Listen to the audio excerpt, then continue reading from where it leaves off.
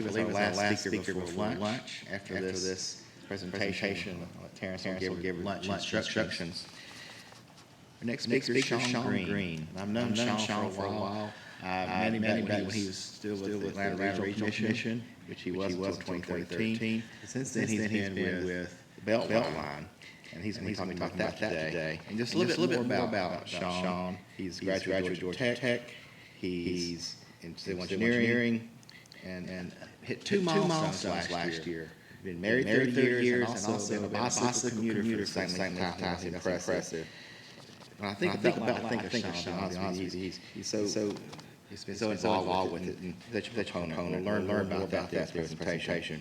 A bit more about hobbies. He's Ice hockey league. Also does some band gigs as a drummer. Didn't bring the drum today, I guess. But 20-minute drum solo. That sounds good. So his official presentation is Atlanta Beltline, a street without cars. Sean Green.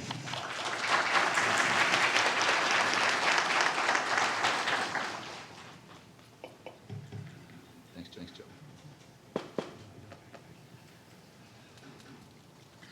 Hey guys, how we doing? Okay, so I woke up this morning sounding very white. I feel fine, but it's a nice touch for you all, as opposed to my nasally voice usually. So if we want to get into some singing afterwards, I'm happy to help. Just using yours. Okay, let's start off with the disclaimers, because the caveats are sometimes the most important thing. I guess the one today is, I will apologize in advance. I don't have much control over what comes out of my mouth. And feeling a little bit off. Anyways. What is Beltline? How many of you are from Georgia? Raise. So everybody else in Tennessee or someplace else. Okay. How many have been to the Beltline, seen it, know what I'm talking about? Okay, good. So there's some fresh meat.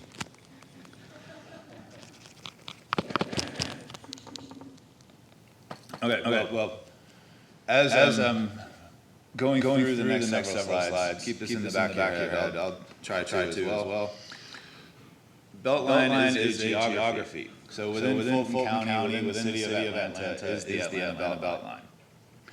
Beltline is a partnership. It's an organization, right? So we have a project sponsor, the county and the city, and the Atlanta Public Schools. Under that is the Atlanta Development Authority. They brand themselves as Invest Atlanta. And the organization I work for, Atlanta Beltline Inc., is a nonprofit spun out of the redevelopment powers of the city of Atlanta, housed in the Atlanta Development Authority. Right? That's really clean.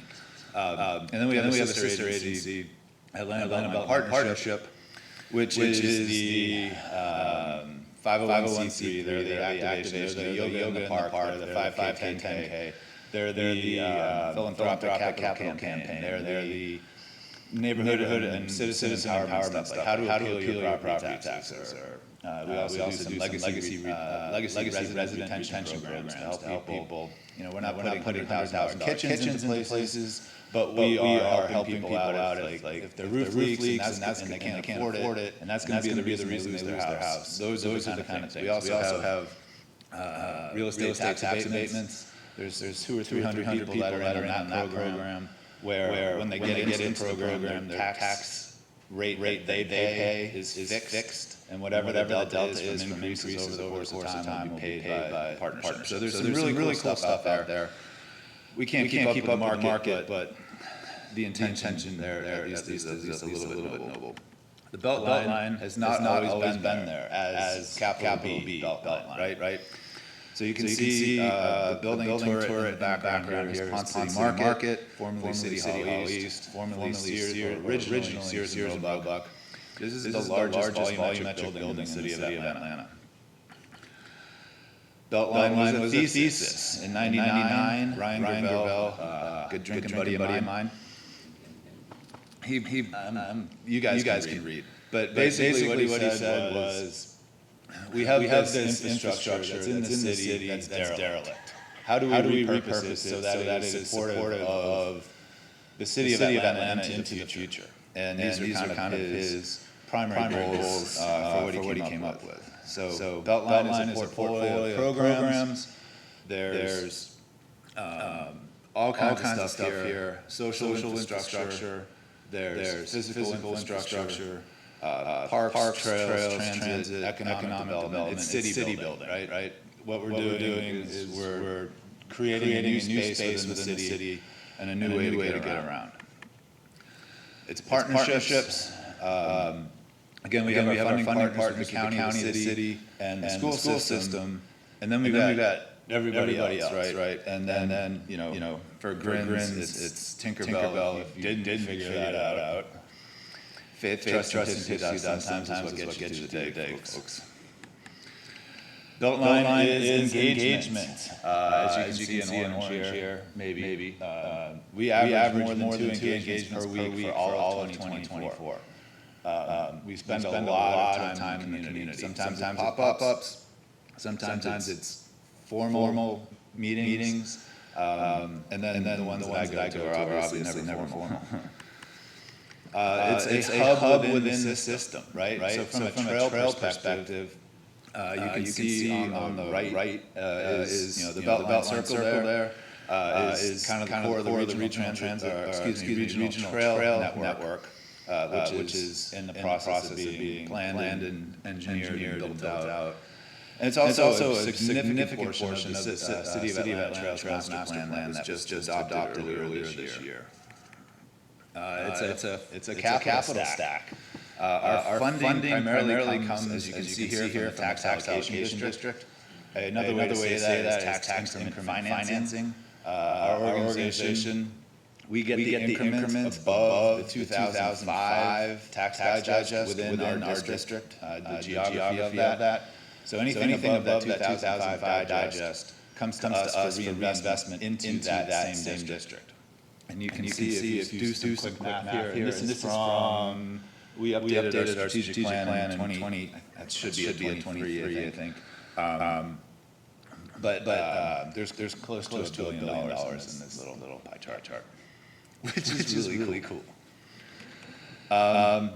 So like I said, social infrastructure, part of our city building is try to maintain affordability. Again, the market is something that we'll never be able to compete with, but we're trying to do our damnedest with it. We've already got 6,500 affordable units out there. We differentiate it based upon what's in the tax allocation district and what's in the planning area. So those are two somewhat overlapping, but not completely overlapping districts. The planning area is basically a half mile to either side of the corridor. And the physical infrastructure. So if you're looking for something, albeit a squishy cross-section, you can see the access ramps, you can see the transit on one side, the trail on the other, the arboretum in the middle, lights, camera, action, all that stuff. The biggest thing that we have a problem with is stormwater management. And brownfield reclamation, I guess I should add that too. The National Environmental Policy Act signed into law in January of 1970, right? Set up EPA. Railroads were around a little bit before that. So when they used arsenic as an herbicide to keep the cuds from covering up the rail, we have to clean that shit up now, right? It's not good for people. So same thing with stormwater management. If the railroad's on the low side of things, people have been draining into the railroad for 100 years, right? It's not like we're going to be able to put a cork in that pipe. And the city watershed management is like, we went and asked if we could. And city law was like, we don't really have a way to tell them they can't do that anymore. So we have to do a lot of bypass control in addition to our own collection, conveyance, water quality, et cetera. So I've gone through all of this. So what is Beltline? It's a street without cars. It's a place. It's movement, it's access, mobility. Right now all it is a trail. and it's been more successful than we could have ever imagined. We knew there was latent demand, but we didn't have really any idea that there was this much. And then for the development that came with it, I'll get into that in a minute. The weather obviously changes the way the street works, right? There's a lot more space at a water park when it's 40 degrees outside, right? Same deal here. My favorite four people in the slide, on the left, not standing in the middle of the trail having a conversation. No, they're off to the side. They're being responsible adults, as opposed to just oblivious to everything that's going on around them. We have so many problems with people walking 6 people wide, shoulder to shoulder, or some asshole bringing a 25-foot retractable dog leash, right? It's just or some other asshole with their full kit on trying to go 25 miles an hour on their bicycle when it's wall to wall. You know, there's just be aware of your surroundings. Don't be a jackass. Okay, so why is Beltline, right? So it was set up, originally, again, from the thesis, it was a planner's vision, right? But in order to do it as city policy, it has to be economic development, right? That's effectively what we do. So when you look at economic development, we've got construction jobs and permanent jobs here, which are amazing returns on what we've done. The tax digest is unbelievable. Almost 8-time multiplier when you look at the difference between the 2005 and 2024 tax digest for the planning area. I mean, that's just that's like stock market better, right? Economic access, we put 900 million into the ground, 9 billion in private investments, but the access and mobility is, well, that's the next slide. How about that? There is a very evil line in Atlanta that runs from 10 o'clock to 4 o'clock. And you can see it in at least those two maps graphically. But above that line is most of the jobs, most of the affluence of the city. Most of it's white. Below that line, probably 10% of the jobs. I think that's what that. Anyways, 10% of the jobs. Much more impoverished populations, primarily black, right?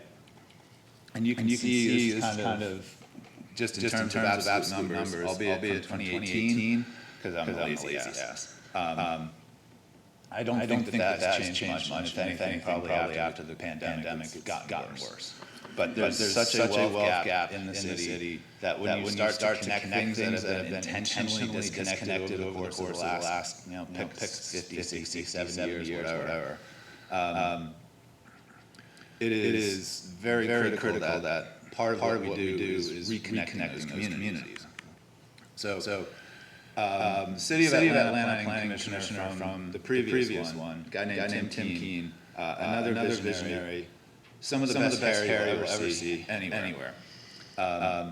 He and Ryan, who did the original thesis, got together and decided that a coffee table book at an amazingly high level would be an amazing way to get everybody in the city to agree to certain things from a planning perspective. So this is like at the 100,000 level. They put together this book. It's glorious. The link's here if you want to read it. It'll take you a half hour. Mostly pictures.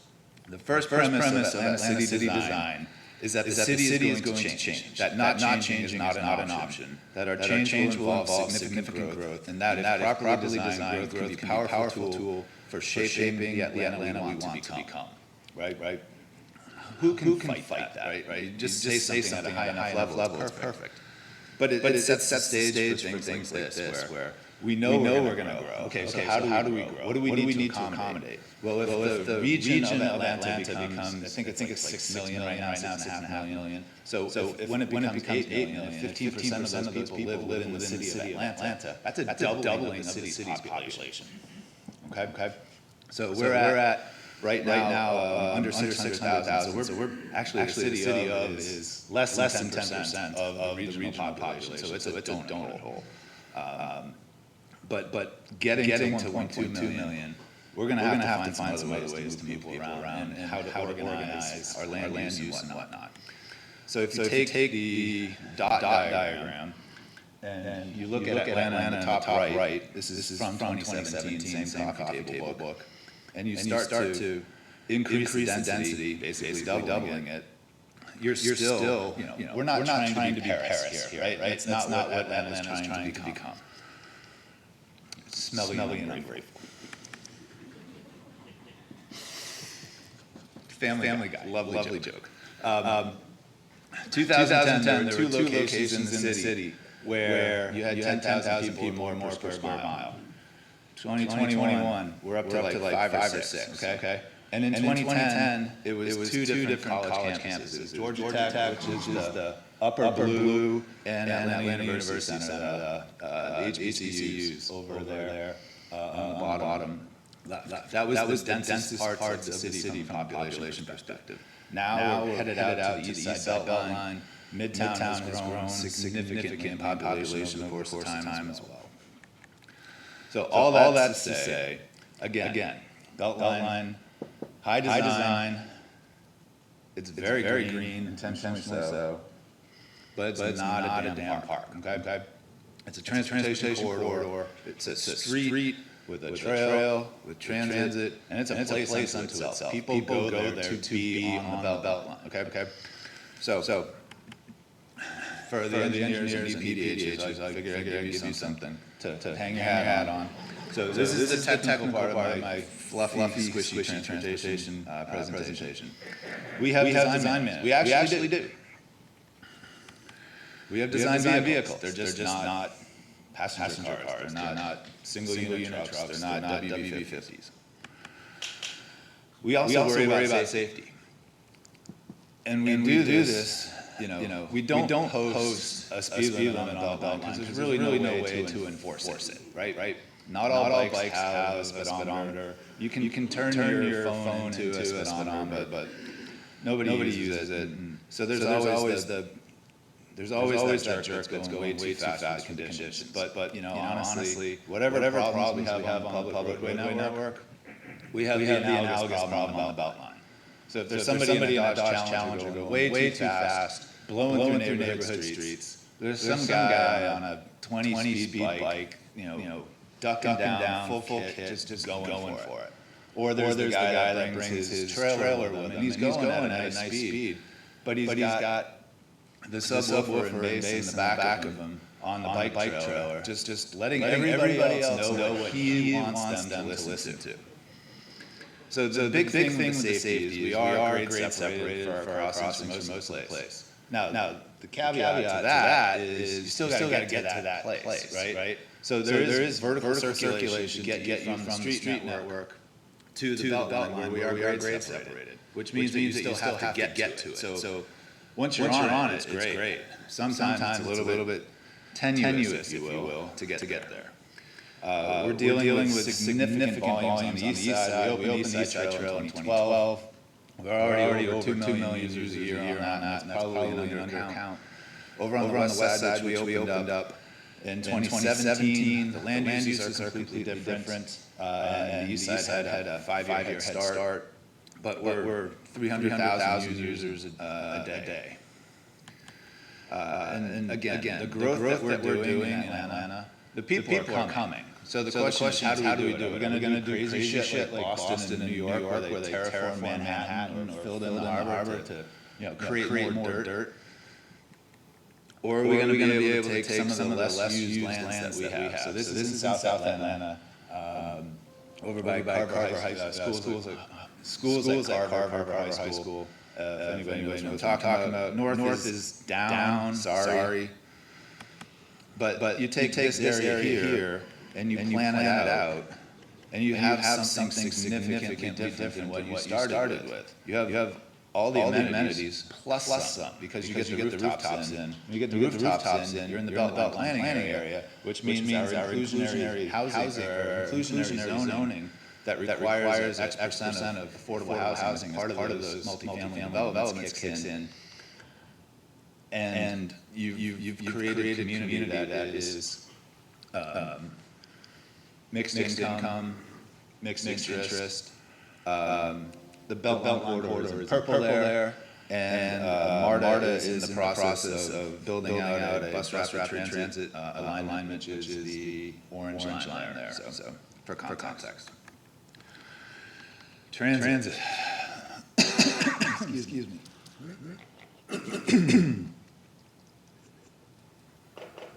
Hopefully the voice will hold out.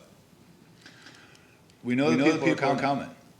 The trail can do a lot. We carry 2.5 million people. 2.5 million people a year, right? That only gets you so far. Because with transit, maybe this is where I go into, well, I'll just shut up. Transit is, in my opinion, transit is the democratizer of the Beltline. It makes it available to everybody that can get there. And it gets you to wherever you need to go on it. So if you live in southwest Atlanta, and you're trying to get a job in northeast Atlanta, and you can't show up looking like a wet dog because it's 10 miles to get there in August, right?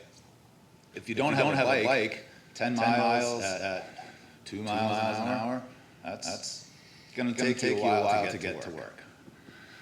Transit's a thing that regardless of ability, like if you're in a wheelchair, your power system on your wheelchair is probably not going to get you 10 miles, nor do you want to, because that constrains you for the rest of your day. So regardless of geography, weather, I showed you the slide earlier, and well, I mean that's one of the issues that we're trying to transcend the Beltline, is the fact that there are such massive wealth inequities and racial inequities within the city. We are really struggling, or striving, I should say, to move that along. When they hired me at Beltline in 2013, they hired me as senior transit engineer was my title. And I started off, and we had 16 miles of light rail in NEPA analyses to get NEPA clearance to get into the FTA Capital Investment Grant Program, CIG. You can see that hasn't really gone anywhere. There's been a lot of, it's like a monster truck with slick tires. We've got no traction. Within the last 18 months, the mayor's office has changed the transit program three times. So Mayor and I have known each other 25 years. I love them to death. Pissing me off a little bit, but we're gonna get past, right? We've done a lot of work, but this is what our goal is. Trail and transit next to each other, living in harmony. Dogs and cats, right? Living in harmony. They're not mutually exclusive. They are absolutely complementary. The train gets you farther in terms of mobility. The trail gets you access to it, right? And it's a wonderful experience. So the other thing that we got going, because innovation is one of the things we try to do is we're trying to create better connectivity between the MARTA rail system and the Beltline. And so what we're doing is we're doing an autonomous transit pilot that we're trying to start in January. We are going to be using no, that's the next slide. Sorry. So we're looking at a minibus that holds about 19 people, but the service plan or the coverage plan here is about 2 miles top to bottom. So there's a turnaround at the top for Atlanta University Center. There's a mid stop at the West End MARTA station, and then you get down to the Beltline at the Lee and White Entertainment Center. District, I should say. So this is the bus. My favorite thing about it is that I didn't have to duck to get into it.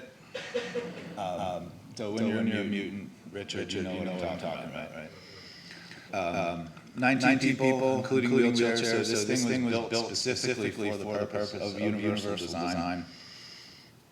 Alternate test says it's a 7-year bus. We need it for 1 year for pilot. Hopefully, we can continue the service and or try a pilot in a different location and keep using the vehicles. It's not a rent to own. So let's get into some infrastructure porn. We do some infrastructure for the purposes of the infrastructure itself. Stormwater management, right? For purposes of property protection and downstream protection, whatnot. So we do a ton of this kind of stuff. We do. There's a trail underneath. That's I-20 in the background, and this two-shell pass is West Drive on the west side of town. This is Lucille Avenue in southwest Atlanta. You can see there are no people there. They like to take photos first with just construction access.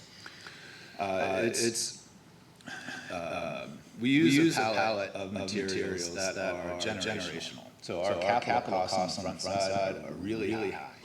But that's because as much as we love our friends in the city, we know that they don't have a great track record for maintenance. So if we were to put galvanized handrails in there and they rust away in 7 years, what's going to happen, right? If we used concrete faced wall instead of the granite facing block, the granite doesn't give a shit if you hit a power washer. It's been there millions of years. It'll we've just cut it and polished it and put it in place for someplace else. And our trail paving is concrete. So we don't have to worry about the settlement of the differential settlement of flexible pavements. Stormwater management, like I said, sometimes we do it just for the purposes of stormwater management. But ultimately, it's the outcomes of all this infrastructure where we are doing it for the children, right? This is, I pointed out earlier on City Market. So big ass building in the back that was originally a Sears Roebuck warehouse and retail store. The trains would actually go into the building and then come back out again. It's the basement structures in there are really cool if you can get a behind the scenes tour do it.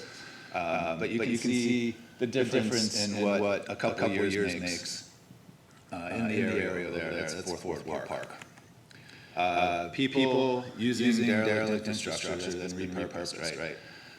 The building on the left is Kevin Rathbun's steak, which is one of the best steaks you can get in the city at this point. It's also one of the most expensive. He's very proud of his work, and he should be.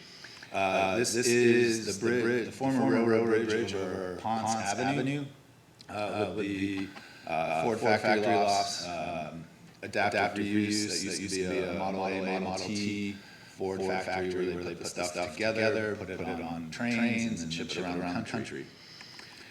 And this is where I think I'm most proud of the work that's been done. So this is 2007 Fourth Ward neighborhood location.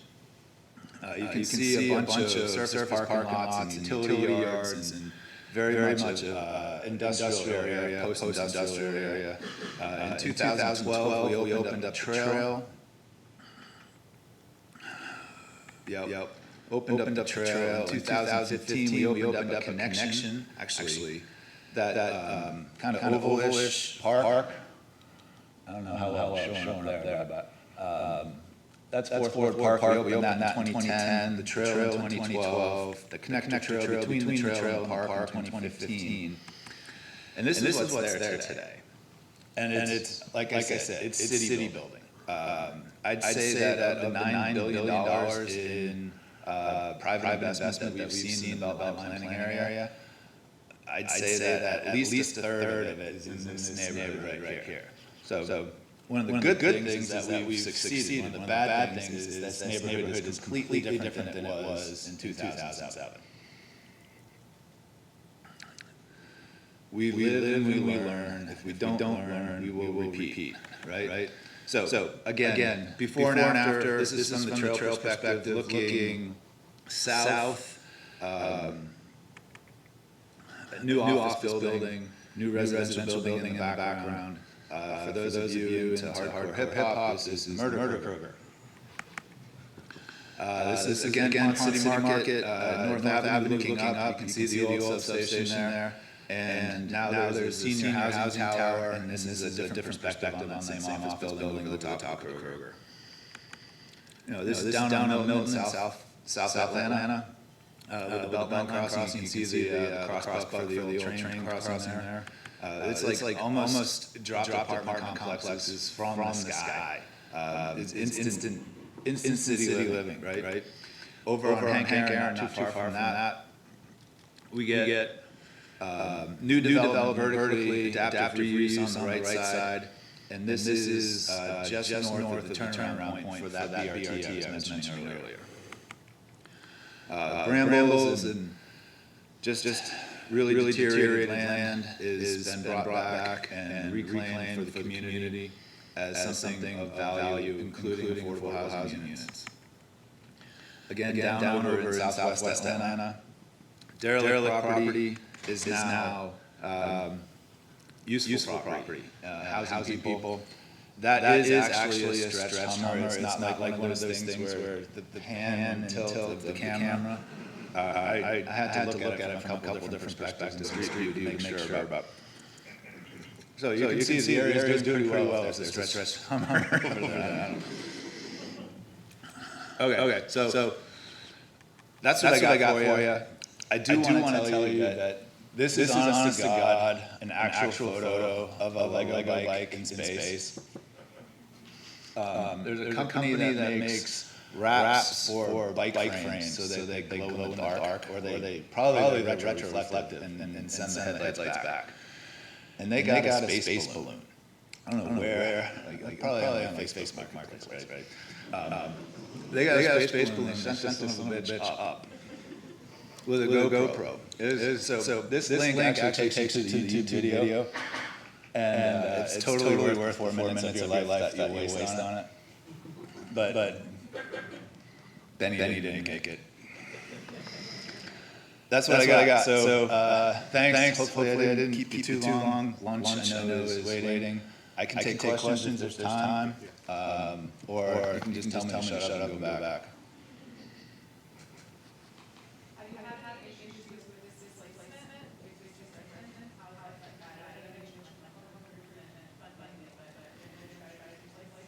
Yeah. Displacement is one of the big concerns that we have in the social infrastructure side of our efforts. Like I said, we have legacy resident retention program. We've got which helps with remodel so people can stay in their house if they can't afford to do that themselves. We've got the tax abatement stuff. We've got the inclusionary zoning. For Beltline planning area as well. We've got the overall edict, I don't know what the right word is. The marching orders from the enabling legislation that set us up in the first place to deliver 5,600 affordable units. And we're well on our way to that. We try to deliver somewhere between 200 and 300 affordable units a year. Again, we can't. In my opinion, it's impossible to keep up with the market. But what we saw happen in Fourth Ward, where I went from 2007 to 2012 to 15 current, we don't want to see that. I mean, we love the economic output of it, but not at the cost of the community like we saw. So there's been a lot of things that have been stood up since all that, because we learned lessons. The inclusionary zoning ordinance, at least indirectly came from lessons learned from that kind of stuff, right? So can we do more? Yeah. Can we afford to do more? Probably need to. But then we start getting at what is our primary driver here? Is it getting the infrastructure in the ground, keeping people in place? That economic development and legacy resident retention are in direct tension of each other. And it's not the only thing. Like, we're obligated to work on historic preservation as one of the things, right? Well, if we're going to have a transit system that we bring up out of the ground onto the Beltline, as engineers, who wants new trains and new tracks on 100-year-old bridges? You'd really want to think about that before you do it, right? But those bridges some of them are glorious and some of them are falling down. So we have these tensions within our program that we just navigate. And there's lots of conversations, and I promise you, everybody in the community has an opinion, however ill-informed it is. Yeah, Colin. Kind of related to that, and you touched on both public outreach and the potential for future transit connections. Could you talk a little bit more about the say, ongoing that Fourth Ward area, you know, you have all of those residents who have shown up since the Beltline was opened, who, as a whole, seem very largely opposed to the inclusion of something that was in the original plan. Could you maybe discuss more about how you're approaching that, how you're working with them, and then, you know, discuss how the city is Sure. going to handle their concerns? Yeah, as I alluded to earlier, or stated outright, the mayor has changed the transit program of the Beltline 3 times in the last 18 months-ish, right? The first extent, so Atlanta has the downtown streetcar. It opened in service in December of 2014. It was never intended to exist unto itself. It, like I said, it had 16 miles of NEPA work where we were going to expand upon that. The downtown streetcar, I'll get there. The downtown streetcar, the first extension was planned and funded to go east, to end up in Fourth Ward and Inman Park neighborhoods, and then run along the Beltline for a mile up to Ponce City Market, through the densest part of the Beltline and one of the denser parts of the city at 10,000 people per square mile. And I'll push back a little bit, Colin. The neighborhood of Inman Park, the civic association there, represents the community, and that neighborhood civic association is actively participating and actively supporting the expansion of the streetcar to east. Inman Park is a streetcar neighborhood, a streetcar suburb, right? Mr. Joel Hurt, from a history perspective, he owned a bunch of dirt and he was gonna do a housing development on it, but it was just far enough out of the city core that he needed to provide transportation. So he built the streetcar along Edgewood Avenue to provide transportation to the Inman Park community to get them into downtown Atlanta. There's probably a couple hundred people in Inman Park that are actively opposing the expansion of the rail into that part of town. But there's a lot more people that are either unaware or indifferent or actively supporting it as well. And that's one of the beautiful things about a marketing campaign when you have a lot, if you've got 200 affluent old white folks that are really well connected, turns out that you can change transportation policy pretty easily, which is tragic, but turns out that you can. In the mayor's defense, what he's saying now is that the first leg of transit light rail on the Beltline will be in Southwest Atlanta. The jobs are in Northeast, the housing in the Southwest. And if all we do is put light rail on the south side of the Beltline and don't connect it up to downtown, for example, then I think what we're gonna have is kind of the same problem, but for opposite reasons that the downtown streetcar has. The downtown streetcar links a lot of destinations together, but there's really no origins. Whereas a light rail on the south side Beltline unto itself would link all kinds of origins, but not a whole lot of destinations. And then the only way to really get into downtown then would be a forced transfer onto either the BRT or onto any of the local buses, because there's no direct MARTA station at the Beltline along the south side. Now, there's an infill station being thought through, but that's probably 8 or 10 years out. So the mayor's neighborhood reinvestment initiative, which he announced, say, a month ago, is looking to extend the tax allocation districts. Projections are on the order, very round numbers, chainsaw math in my opinion, because I've helped, and I know it was chainsaw math, around $5 billion worth of local funding, which is a lot of money, which means that there will be a lot of people wanting a piece of it. But one of the programs would be a transit loop on the south side Beltline that ties back up into downtown, so we could get that loop. I think I got there. Good part. I just wanted to hear your. Follow up, please. No, I just want to hear you talk more about it because. Oh, you just want to hear me talk more.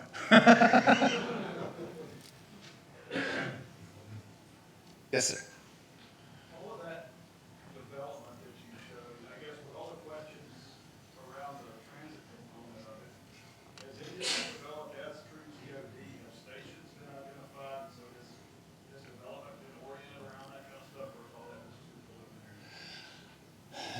the Beltline corridor has, let's say this, on average we have 120 feet of right-of-way width. And our trail segment takes up a 20-foot swath of that. Now that's not right to the edge, 20 feet, right? So there's some offset from the property line for stormwater, conveyance, for trees, for lights, whatever, right? Sometimes for aesthetics. In Fourth Ward,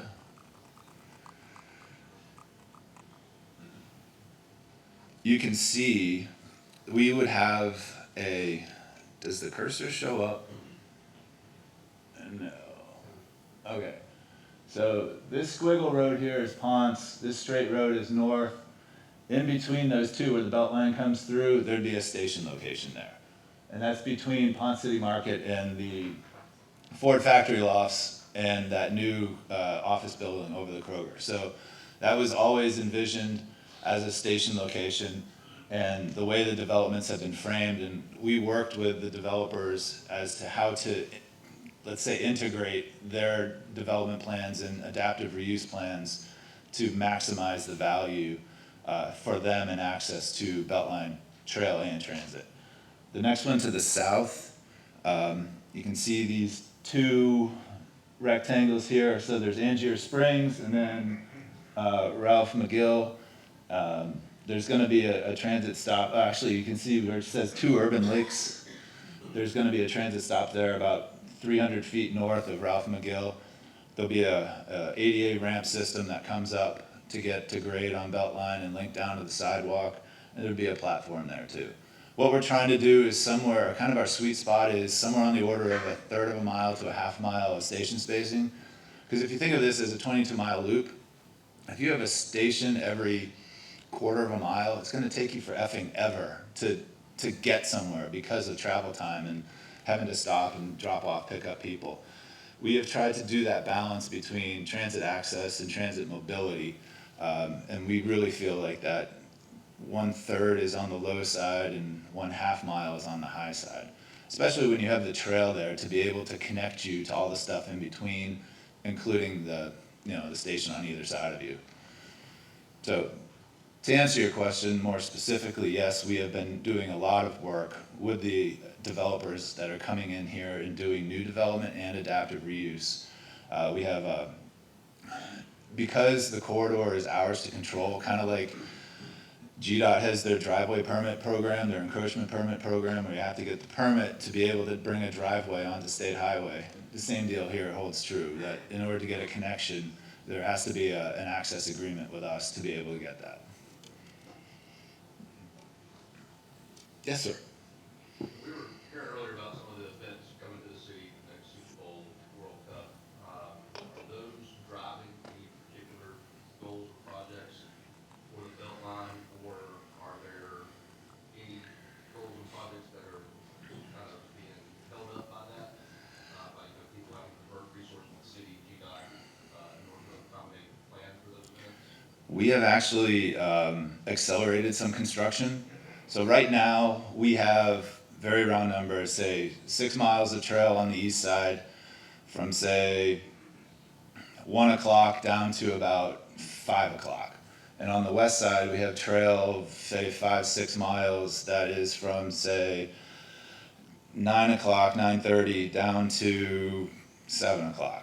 And then there's that gap between 4 o'clock and 7 o'clock that we've got 2 different construction projects that we accelerated when we started them up because we knew we wanted to have a continuous corridor for World Cup. I mean, for the community first, right? But to be able to best handle the demand that's coming, which has been projected to be like 9 Super Bowls all at once, we wanted to have that continuity of trail use. So we've accelerated construction, and we'll have that 16, 18 miles of continuous corridor open before, well, we'll have one segment before the end of the calendar year, and then probably the end of the first quarter of next year, all of that, the smiley face, if you will be complete.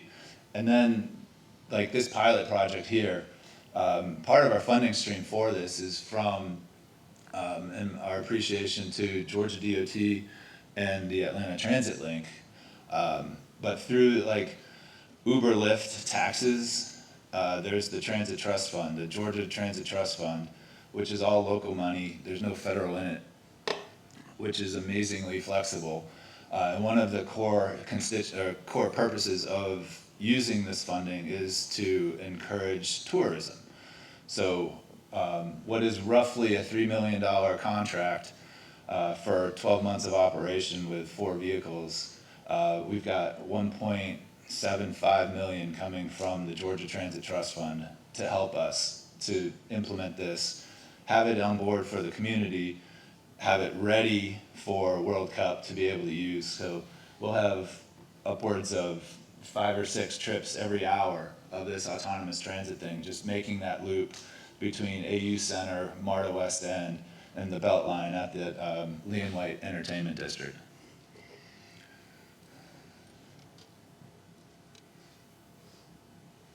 Go ahead. Do you have any data that tells you what breakout of your users on the Beltline are making trips for recreation versus utility, like the other main intercept surveys or anything like that? We have worked with Georgia Tech grad students over the course of time. It's been pre-pandemic since we've done an intercept survey in the context of why are you here? It'll be less blunt than that, but right? Why are we? It's very existential. Why are we here, right? It has been a while, so the data probably it's not all that helpful. I've been trying to, I'm not as smart as Sam and Colin on this stuff, but I've been trying to kind of. We have trail user count stations around the open sections of trail. Which is where those numbers came from. There is an infrared beam that shoots sideways, and then there's induction loops. So when the induction loop is triggered and the beam is broken, we consider that a bike. And if there's no induction loop trip but the beam is broken, we consider it a ped. So that's our proxy for it, which is where those stats came from. So 20%, 80%, that kind of a split. I have confidence in that. What I can't tell you, but I'm trying to figure out how to, is to take a look at the data and compare, even if just anecdotally, like Tuesday traffic from what I've witnessed as a bus rider, a bike rider, or a pedestrian, Tuesday seems to be the worst day for automobile traffic in the city, which tells me that Monday a lot of people are working from home still, right?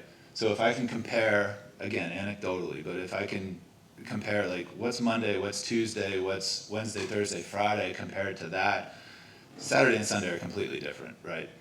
But I'm trying to figure out a way to make that leap, and I haven't gotten all the way there yet, but we'll see how it goes.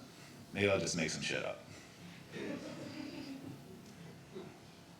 Yeah, Bill. Follow up on what you just said, does any of the data sources Sam was talking about help you address that? Yes, I am really hopeful. I took a couple photos of the slides as they were presented, and I walked in late, so my apologies, but yeah, I definitely have a plan to have a couple beers with Sam. We appreciate it.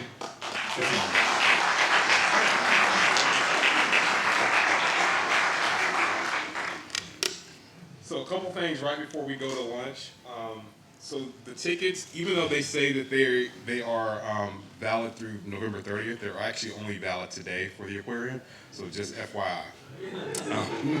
I was texting just to verify that, but yeah, they're only valid for today. So if you want to take time during lunch, please do. We're going to meet back here at 1 o'clock. TSITE, we have a business meeting at 12:35.